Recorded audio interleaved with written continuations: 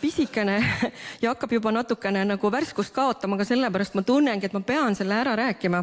Ja see sai alguse tegelikult TTT-st Haapsalus.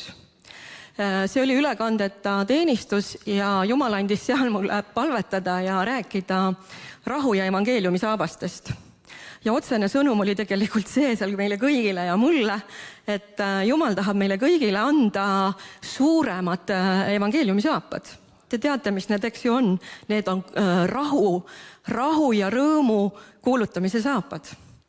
Ja mis siis juhtus? 2 päeva läks sellest teenistusest mööda. Istun mina siis oma autohooldusteeninduses, mitte midagi pole teha. Istun seal ja näen, et sinna tuleb üks naine.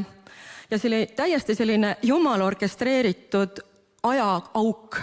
15-20 minutit, kus ei olnud mitte kedagi teist, ainult mina ja see naine. Muidu seal oli hästi palju rahvast. See oli Viking Motors siin sama seal Tammsaares. Ja vaatan, et see naine on nagu, ma näen, et ta on nagu piinas või vaevas ja ta lonkab.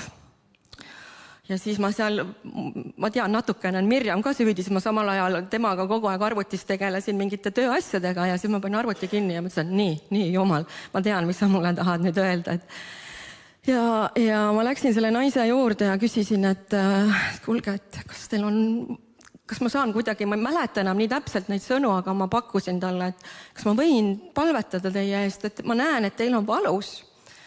Ja see oli väga imeline kohtumine selles mõttes, et ta rääkis mulle praktiliselt kogu oma eluloo ära. Tuli välja, et meil on üks ja sama auto margilt, täpselt sama vana, istume nagu, oleme ühesugused blondiinid, väikesed blondiininaljad ka veel sinna juurde. Ma sain ta eest palvetada, ta rääkis oma suhtest Jumalaga, mis tal on. Ja mida hetkel veel selles mõttes ei olnud sellisel kujul, aga tal olid inimesed, keda ta tundis ja ma nagu tundsin, et see oli see koht, mida Jumal mulle nagu andis, et näed, ise ma rääksin sulle nendest saabastest, nüüd oled see sinu võimalus. Ja see oli tegelikult niivõrd ülestastev ja ehitab ka minule endale, et mul oli see julgus minna ja sellest vestlusest sündis midagi sellist, sest kui see naisel toodi autovõtmed, oli valmis, ta läks ära ja ta ütles, et oi, see mu päeva parim osa, et tuli välja, et ta oli aasta tagasi mehe matnud.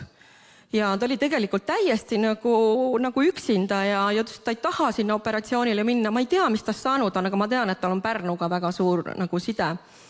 Ja ütles, et ma olen nii rõõmus ja rahulik praegu ja ta läks täiesti niimoodi kepsakal sammul nagu ära ja mina olin ka nii rõõmus.